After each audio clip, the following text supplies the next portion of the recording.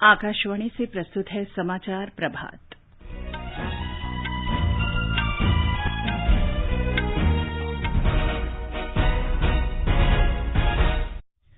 महान धावक फ्लाइंग सिख मिल्खा सिंह के निधन पर समूचे देश में शोक की लहर।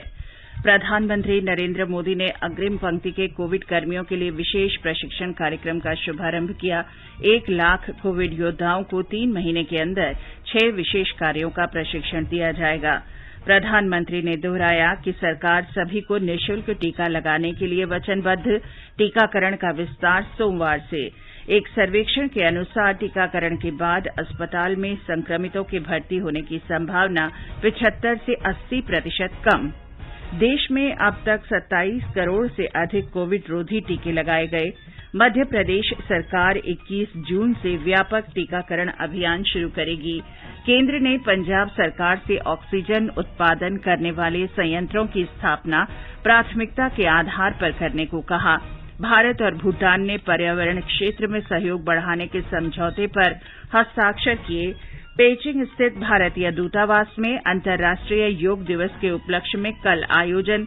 यूरो कप फुटबॉल में दूसरे मुकाबले में क्रोएशिया और चेक गणराज्य के बीच मैच 1-1 से ड्रॉ रहा। स्वीडन ने स्लोवाकिया को 1-0 से मात दी। और महिला क्रिकेट में भारत की शेफाली वर्मा अपने पहले ही टेस्ट मैच में 2 अर्धशतक लगाने वाली सबसे कम उम्र की बल्लेबाज बनी। समाचार प्रभात में प्रियंका अरोड़ा के साथ मैं चंद्रिका जोशी। कई राज्यों में कोरोना लॉकडाउन में राहत दी जा रही है। ऐसे में आपसे अपील है कि कोविड महामारी के प्रति कोई भी लापरवाही न बरतें। जब तक आवश्यक न हो घर से बाहर न निकलें और इन आसान उपायों का पालन कर सुरक्षित रहें। मास्क लगाएं, 2 गज की सुरक्षित दूरी बनाए रखें, बार-बार हाथ धोएं, चेहरा साफ रखें और टीका अवश्य लगवाएं। कोविड से संबंधित जानकारी और मार्गदर्शन के लिए राष्ट्रीय हेल्पलाइन काम कर रही हैं। इनके नंबर हैं 011-2397-8046 और 1075। और अब समाचार। फ्लाइंग सिख के नाम से विख्यात और पद्मश्री से सम्मानित महान भारतीय धावक मिल्खा सिंह का कल रात निधन हो गया। वे 91 वर्ष के थे और पिछले 1 महीने से कोविड से संक्रमित थे। मोहाली के फोर्टिस अस्पताल में उपचार के बाद उन्हें इस महीने की 3 तारीख को चंडीगढ़ के चिकित्सा शिक्षा और अनुसंधान संस्थान अस्पताल में भर्ती कराया गया था। मिल्खा सिंह की पत्नी का भी अभी हाल ही में कोरोना से निधन हो गया था। राष्ट्रपति रामनाथ कोविंद ने मिल्खा सिंह के निधन पर शोक व्यक्त करते हुए कहा कि मिल्खा सिंह के निधन से वे आहत हैं। उन्होंने कहा कि मिल्खा सिंह का संघर्ष और संकल्प भारतीयों के लिए प्रेरणा स्रोत बना रहेगा। उपराष्ट्रपति एम वेंकैया नायडू ने शोक संदेश में कहा है कि अपने शानदार प्रदर्शन से विश्व स्तर पर विख्यात मिल्खा सिंह ने प्रत्येक भारतीय को प्रेरित किया और उनका जीवन हमेशा भारतीय खिलाड़ियों के लिए प्रेरणा स्रोत बना रहेगा। प्रधानमंत्री नरेंद्र मोदी ने शोक संदेश में कहा कि मिल्खा सिंह के निधन से देश ने एक महान खिलाड़ी खो दिया है। मिल्खा सिंह लाखों लोगों के लिए प्रेरणा स्रोत थे। गृह मंत्री अमित शाह ने दुख व्यक्त करते हुए कहा कि मिल्खा सिंह ने खेल जगत में अमिट छाप छोड़ी है। राष्ट्र उन्हें हमेशा भारतीय खेल जगत के चमकते सितारे के रूप में याद रखेगा। महान धावक मिल्खा सिंह के निधन से समूचे देश में शोक की लहर है।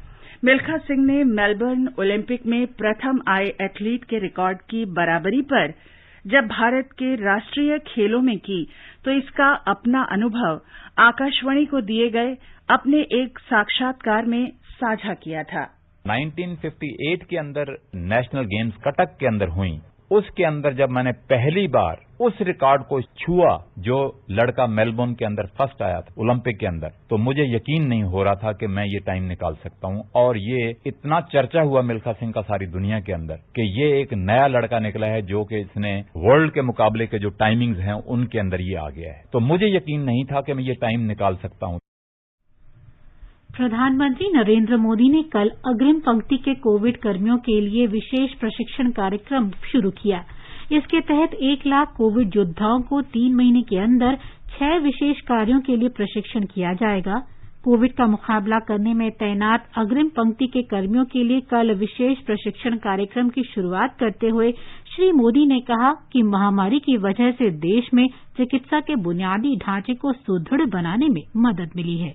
ये वायरस हमारे बीच अभी भी है और जब तक ये इसके म्यूटेड होने की संभावना भी बनी हुई है, इसलिए हर इलाज, हर सावधानी के साथ साथ आने वाली चुनौतियों से निपटने के लिए हमें देश की तैयारियों को और ज्यादा बढ़ाना होगा। इसी लक्ष्य के साथ देश में 1 लाख फ्रंटलाइन कोरोना वॉरियर्स तैयार करने का महाअभियान शुरू हो रहा है। प्रधानमंत्री ने कहा कि पिछले कुछ वर्षों में देश में नए अखिल भारतीय आयुर्विज्ञान संस्थान, मेडिकल कॉलेज और नर्सिंग कॉलेज स्थापित किए गए हैं। उन्होंने कहा कि चिकित्सा के बुनियादी ढांचे के विस्तार के लिए लाखों युवाओं की जरूरत है। अग्रिम पंक्ति के कर्मियों के लिए विशेष प्रशिक्षण कार्यक्रम 26 राज्यों के 111 प्रशिक्षण केंद्रों में शुरू किया जा रहा है। इसका उद्देश्य देश भर में 2 से 3 महीनों में 1 लाख से अधिक कोरोना योद्धाओं के कौशल और क्षमता को बढ़ाना है।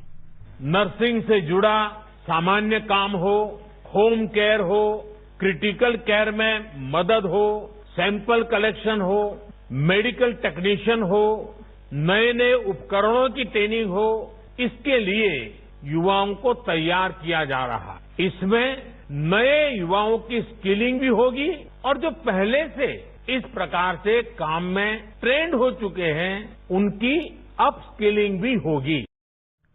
प्रधानमंत्री नरेंद्र मोदी ने कहा है कि सरकार हर व्यक्ति को निःशुल्क कोविड टीका उपलब्ध कराने के लिए प्रतिबद्ध है। उन्होंने कहा कि 21 जून से टीकाकरण का दायरा बढ़ाया जाएगा। प्रधानमंत्री ने देश में वायरस के बदलते स्वरूप के कारण बढ़ती चुनौतियों से निपटने के लिए चिकित्सा का मजबूत बुनियादी ढांचा बनाने पर जोर दिया। मेडिकल इंफ्रास्ट्रक्चर का जो बड़ा नेटवर्क भारत में बना है, वो काम अब भी चल रहा है और वो इसी का परिणाम है। देश के दूर सुदूर में अस्पतालों तक भी वेंटिलेटर्स, ऑक्सीजन कंसंट्रेटर्स पहुंचाने का भी तेज गति से प्रयास किया जा रहा है। 1,500 से ज्यादा ऑक्सीजन प्लांट्स बनाने का काम युद्ध स्तर पर जारी है और हिंदुस्तान के हर जिले में पहुंचने का एक भगीरथ प्रयास है। प्रधानमंत्री ने कहा कि कौशल का विस्तार करना समय की जरूरत है और इसके लिए प्रौद्योगिकियों में तेज से बदलाव की आवश्यकता है।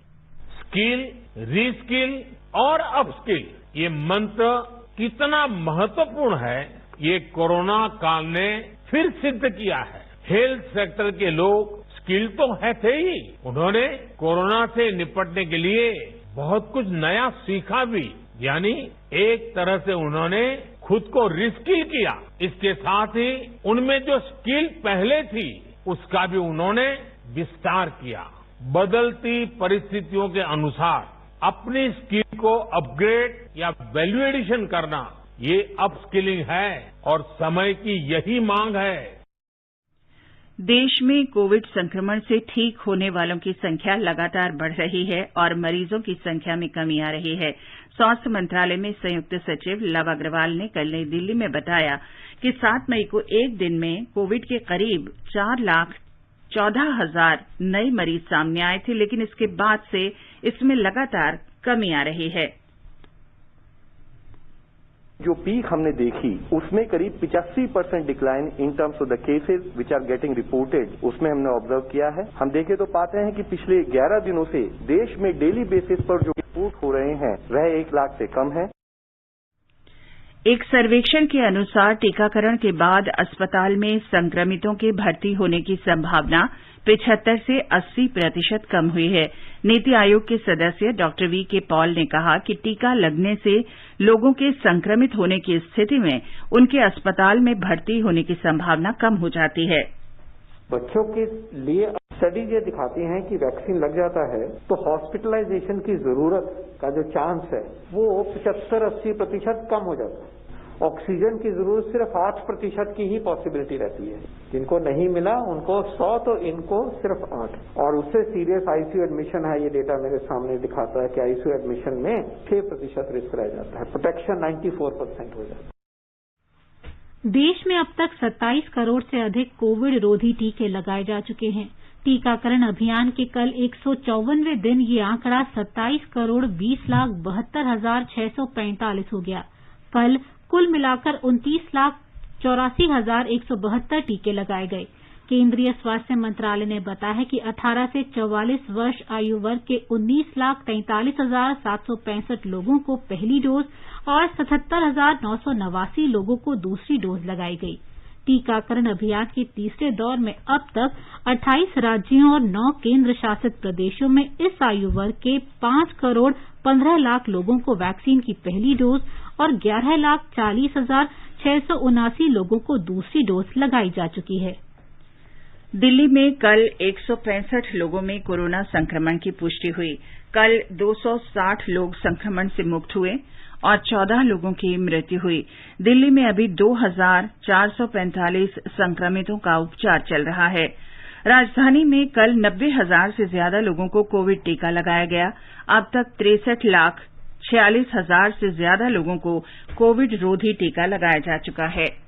मध्य प्रदेश में राज्य सरकार ने योग दिवस 21 जून को 10 लाख कोविड रोधी टीके लगाने का लक्ष्य तय किया है। राज्य सरकार 21 जून से व्यापक टीकाकरण अभियान शुरू करेगी।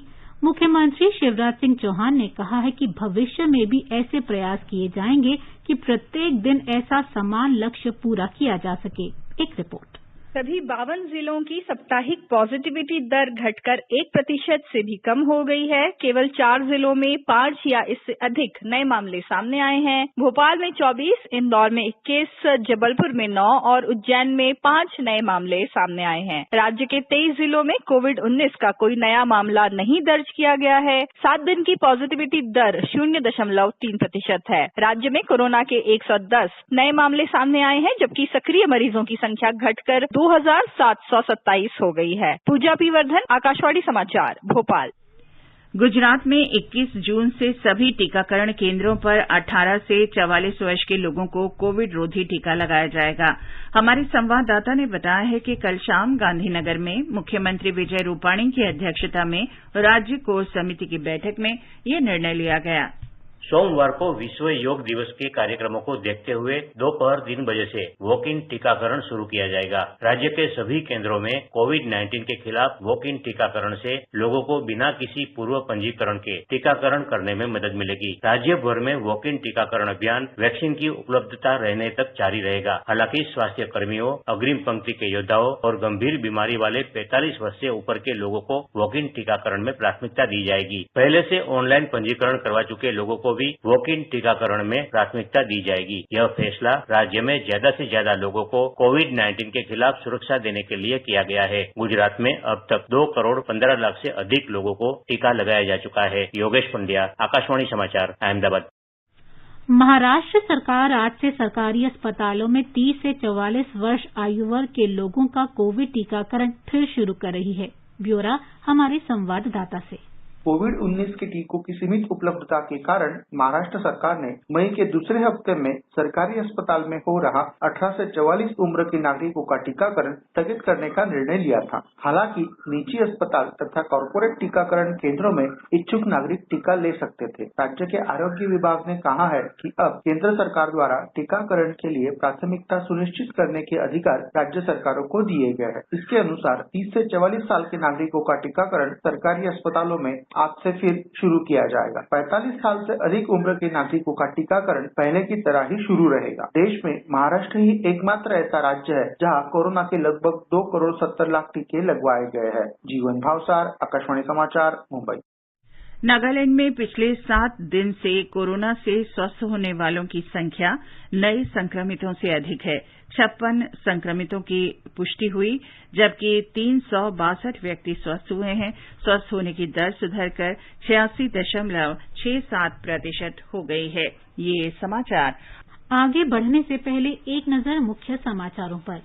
महान धावक फ्लाइंग सिख मिल्खा सिंह के निधन पर पूरे देश में शोक की लहर। प्रधानमंत्री नरेंद्र मोदी ने अग्रिम पंक्ति के कोविड कर्मियों के लिए विशेष प्रशिक्षण कार्यक्रम का शुभारंभ किया। 1 लाख कोविड योद्धाओं को 3 महीने के अंदर 6 विशेष कार्यों के लिए प्रशिक्षण दिया जाएगा। प्रधानमंत्री ने दोहराया कि सरकार सभी को निःशुल्क टीका लगाने के लिए वचनबद्ध। टीकाकरण का विस्तार सोमवार से। एक सर्वेक्षण के अनुसार टीकाकरण के बाद अस्पताल में संक्रमितों के भर्ती होने की संभावना 75 से 80% कम। देश में अब तक 27 करोड़ से अधिक कोविड रोधी टीके लगाए गए। मध्य प्रदेश सरकार 21 जून से व्यापक टीकाकरण अभियान शुरू करेगी। केंद्र ने पंजाब सरकार से ऑक्सीजन उत्पादन संयंत्रों की स्थापना प्राथमिकता के आधार पर करने को कहा। भारत और भूटान ने पर्यावरण क्षेत्र में सहयोग बढ़ाने के समझौते पर हस्ताक्षर किए। पेइचिंग स्थित भारतीय दूतावास में अंतर्राष्ट्रीय योग दिवस के उपलक्ष्य में कल आयोजन। यूरो कप फुटबॉल में दूसरे मुकाबले में क्रोएशिया और चेक गणराज्य के बीच मैच 1-1 से ड्रॉ रहा। स्वीडन ने स्लोवाकिया को 1-0 से मात दी। और महिला क्रिकेट में भारत की शेफाली वर्मा अपने पहले ही टेस्ट मैच में 2 अर्धशतक लगाने वाली सबसे कम उम्र की बल्लेबाज बनी। कोविड महामारी के दौरान लोगों की सुविधा के लिए बनाई गई राष्ट्रीय स्तर पर कई हेल्पलाइन काम कर रही हैं। सूचना प्रसारण मंत्रालय इस बारे में लोगों में जागरूकता बढ़ा रहा है। हेल्पलाइन नंबर इस प्रकार से हैं। कोविड संबंधी सवालों के जवाब देने के लिए स्वास्थ्य और परिवार कल्याण मंत्रालय की हेल्पलाइन है 1075। महिला और बाल विकास मंत्रालय की चाइल्ड हेल्पलाइन है 1098। वरिष्ठ नागरिकों के लिए सामाजिक न्याय और अधिकारिता मंत्रालय का हेल्पलाइन नंबर है 14567। मनोवैज्ञानिक सहायता के लिए राष्ट्रीय मानसिक स्वास्थ्य और तंत्रिका विज्ञान संस्थान निमहांस का नंबर है 080461100007। आयुष कोविड परामर्श हेल्पलाइन नंबर है 14443 और माई गव व्हाट्सएप हेल्प डेस्क नंबर है 9013151515। केंद्र ने ऑक्सीजन उत्पादन करने वाले 41 संयंत्र लगाने के लिए पंजाब सरकार से स्थानों का निर्धारण प्राथमिकता के आधार पर करने को कहा है। आवासन और शहरी कार्य मंत्री हरदीप सिंह पुरी ने इस संबंध में जानकारी देते हुए बताया कि इन संयंत्रों के संचालन के लिए प्रत्येक चिकित्सा केंद्र में एक नोडल अधिकारी और 2 तकनीकी जानकारों को भी प्रशिक्षण के लिए नामित करने की सलाह दी गई है ताकि इन संयंत्रों की स्थापना शीघ्र हो सके। इससे तरल ऑक्सीजन के भंडारण और सिलेंडर की आपूर्ति पर निर्भरता कम होगी। राष्ट्रीय विषाणु विज्ञान संस्थान पुणे कोरोना संक्रमण की शुरुआत से ही इससे निपटने के अथक प्रयास कर रहा है। संस्थान ने देश की पहली एंटीबॉडी जांच किट एलिसा विकसित की थी। संस्थान ने रोगियों के लिए आरटी-पीसीआर जांच शुरू की और शुरुआती दिनों में ऑनलाइन प्रशिक्षण भी आयोजित किया। संस्थान की निदेशक डॉ प्रिया अब्राहम ने आकाशवाणी को बताया कि संस्थान से उपलब्ध कराई गई आरटी-पीसीआर से कोविड के हर वेरिएंट का पता लगाया जा सकता है। RT-PCR assay distributed from NIV, it detects 3 separate regions of the virus's genome. So these variants, till now, whatever the variants, alpha, beta, gamma, delta, none of these variants have escaped detection by the RT-PCR. The RT-PCR used in the country can pick up every variant thus far. Doctor Abraham के साथ ये पूरी बातचीत आज रात 9:15 बजे से आकाशवाणी के FM गोल्ड चैनल पर सुनी जा सकती है। केंद्रीय माध्यमिक शिक्षा बोर्ड सीबीएसई ने अपने मान्यता प्राप्त विद्यालयों को सूचित किया है कि 12वीं का परीक्षा परिणाम तैयार करने के लिए एक सूचना प्रौद्योगिकी प्रणाली तैयार की जा रही है जो सभी विद्यालयों को उपलब्ध करा दी जाएगी। इससे परीक्षा परिणाम संबंधी गणना करना आसान होगा, समय की बचत होगी और अन्य बाधाएं भी दूर होंगी। इस प्रणाली से सीबीएसई से उत्तीर्ण 10वीं के विद्यार्थियों के अंकों का डेटाबेस भी तैयार किया जाएगा। अन्य बोर्डों के 10वीं के परिणाम का डेटा लेने के प्रयास भी किए जाएंगे। सीबीएसई ने बृहस्पतिवार को 12वीं की बोर्ड परीक्षा के अंकों की गणना की नीति जारी की थी। एक रिपोर्ट।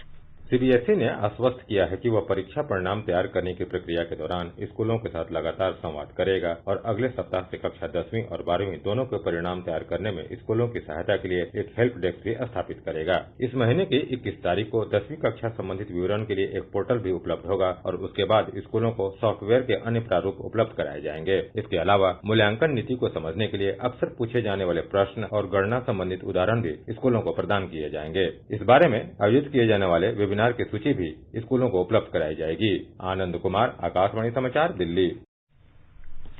भारत और भूटान ने पर्यावरण क्षेत्र में सहयोग बढ़ाने के समझौते पर हस्ताक्षर किए हैं।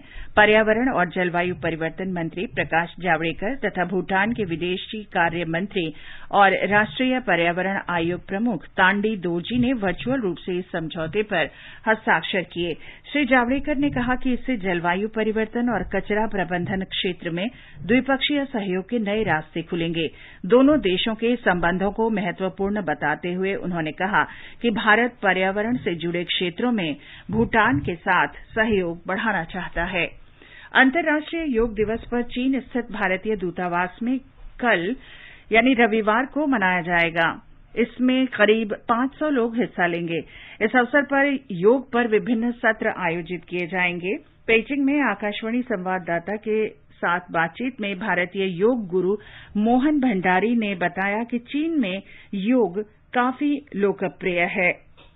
आज चाइना में जो योग का प्रसार है, it become so popular. Every household now know about yoga, and each and every family there are some people who are practicing yoga. And एक बहुत अच्छी चीज है चाइना में, जो जवान लोग हैं 20 से 30 साल के बीच में, उनके बीच में योग बहुत ज्यादा पॉपुलर है।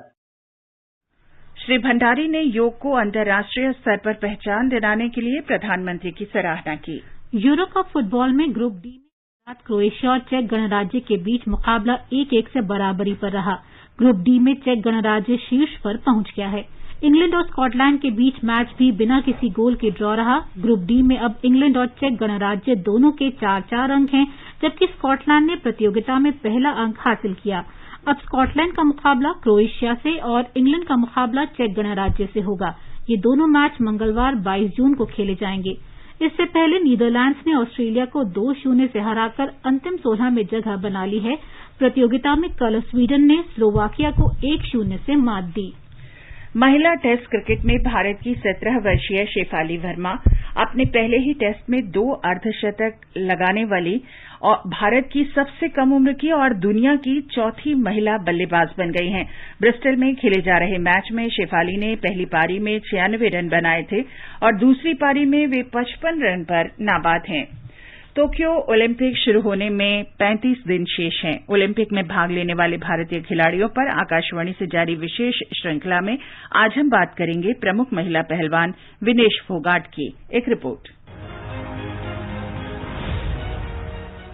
25 अगस्त 1994 को हरियाणा के भिवानी जिले में जन्मी विनेश फोगाट राष्ट्रमंडल और एशियाई खेलों में स्वर्ण पदक जीतने वाली पहली भारतीय महिला पहलवान है। विनेश ने 2019 में नूर सुल्तान में 53 किलोग्राम भार वर्ग में टोक्यो ओलंपिक के लिए क्वालिफाई किया था। अभी वे विदेश में टोक्यो ओलंपिक के लिए प्रशिक्षण ले रही है। विनेश ने 2019 में ही टोक्यो ओलंपिक के लिए अपनी भार श्रेणी 50 किलोग्राम से बदलकर 53 किलोग्राम वर्ग कर ली थी। टोक्यो ओलंपिक में उनसे पदक जीतने की काफी उम्मीदें लगाई जा रही हैं। हालांकि उन्हें अपने भार वर्ग में जापान, चीन, पोलैंड, स्वीडन और बेलारूस की महिला पहलवानों से कड़ी चुनौती का सामना करना पड़ेगा। समाचार कक्ष से कुमार राधारमण।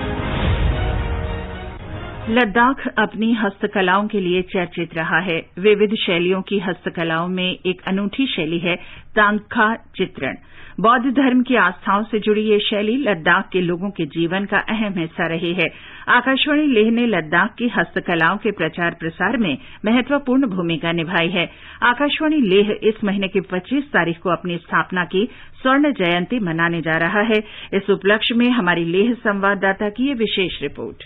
चित्रकलाओं के अनुसार थंका कला तिब्बत से लद्दाख में प्रवेश किया। इस चित्रकला में बौद्ध देवी देवताओं को बनाते हैं। लद्दाख में सदियों से कुछ परिवार इस कला को पारंपरिक तरीके से सीखते आ रहे हैं। किसी को इस कला में रुचि हो तो वो भी इससे सीख सकते हैं। थंका चित्र सीखने के लिए एक गुरु की आवश्यकता होती है। अब इस कला को बढ़ावा देने के लिए central institute of Buddha studies CIBS जैसे शिक्षण स्थानों में सिखाया जा रहा है। थंका कला में कैनवस से लेकर जो अंत में चढ़ाने वाला कपड़ा थंगशम तक ज्यादातर काम हाथों का होता है। है। थंका में हर चित्र तय की हुई गणित और रूपरेखा के अनुसार बनाया जाता है। इस कला में शुरू से लेकर अंत तक लद्दाख प्रांत में ही प्राप्त प्राकृतिक चीजों को उपयोग में लाकर कार्य करते हैं। हालांकि रंग में थोड़ी बदलाव आया है। कारीगरी और आकार के अनुसार एक थंका का मूल्य 3000 से लेकर लाखों तक होते हैं। लद्दाख के हर एक मठ में छोटे से लेकर बड़े बड़े थंकाएं होते हैं और बड़ा थंका खास दिन में लोगों के दर्शन के लिए रखते हैं। आकाशवाणी समाचार के लिए रमेश चंद्र के साथ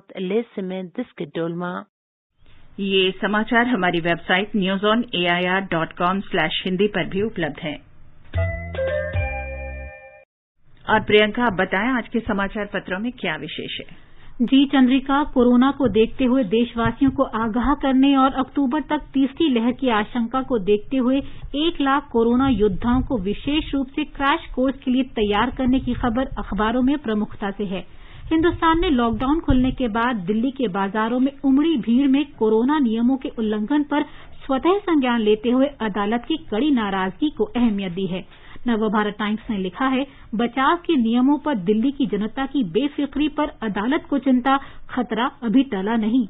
दैनिक जागरण ने अदालत के संज्ञान को इस प्रकार लिखा है, हमेशा नहीं रह सकता लॉकडाउन, करें नियमों का पालन। हरिभूमि और जनसत्ता ने महान धावक मिल्खा सिंह के निधन का समाचार चित्र के साथ दिया है। अमर उजाला की सुर्खी है, जीवन घाती कोरोना ने देश से छीना फ्लाइंग सिख। संसदीय समिति द्वारा ट्विटर इंडिया को कड़ी फटकार लगाने की खबर भी पहले पन्ने पर है। जनसत्ता ने लिखा है, देश का कानून बड़ा है, आपकी नीति नहीं। केंद्रीय कृषि मंत्री के इस बयान पर भी अखबारों की नजर है कि कृषि कानूनों के प्रावधानों पर बातचीत के लिए सरकार हमेशा तैयार है। अखबारों ने लिखा है, रैपिड रेल कार्ड से देश में कहीं भी यात्रा की जा सकेगी और साथ ही खरीदारी भी। ये कार्ड स्टेशन और बैंक कहीं भी बनाए जा सकते हैं। दिल्ली में मानसून की बौछारों के लिए अभी थोड़ा इंतजार। दैनिक ट्रिब्यून ने मौसम विभाग के हवाले से लिखा है, पश्चिमी हवाओं ने रोका मानसून का रास्ता। राजस्थान पत्रिका की खबर है, प्रधानमंत्री मोदी दुनिया में अव्वल। अखबारों ने अमेरिका की ग्लोबल अप्रूवल रेटिंग के सर्वे में किए गए दावे को मुख्य पृष्ठ पर दिया है कि पीएम मोदी ने सर्वाधिक 66% स्कोर हासिल किया। हालांकि ये पिछली बार के 75 के स्कोर से कम है। हिन्दुस्तान ने विशेष आलेख में आरबीआई और अन्य रिपोर्ट के हवाले से लिखा है, दूसरी लहर में नौकरी पेशा लोगों पर बुरा असर पड़ा, महामारी खा गई आम आदमी की बचत। दैनिक भास्कर ने गुवाहाटी में काजीरंगा नेशनल पार्क में दुर्लभ सफेद हिरण दिखाई देने की खबर हिरण के चित्र के साथ दी है। और अंत में मुख्य समाचार एक बार फिर, महान धावक फ्लाइंग सिख मिल्खा सिंह के निधन पर समूचे देश में शोक की लहर। प्रधानमंत्री नरेंद्र मोदी ने अग्रिम पंक्ति के कोविड कर्मियों के लिए विशेष प्रशिक्षण कार्यक्रम का शुभारंभ किया। 1 लाख कोविड योद्धाओं को 3 महीने के अंदर 6 विशेष कार्यों के लिए प्रशिक्षण दिया जाएगा। प्रधानमंत्री ने दोहराया कि सरकार सभी को निःशुल्क टीका लगाने के लिए वचनबद्ध। टीकाकरण का विस्तार सोमवार से। एक सर्वेक्षण के अनुसार टीकाकरण के बाद अस्पताल में संक्रमितों के भर्ती होने की संभावना 75 से 80% कम।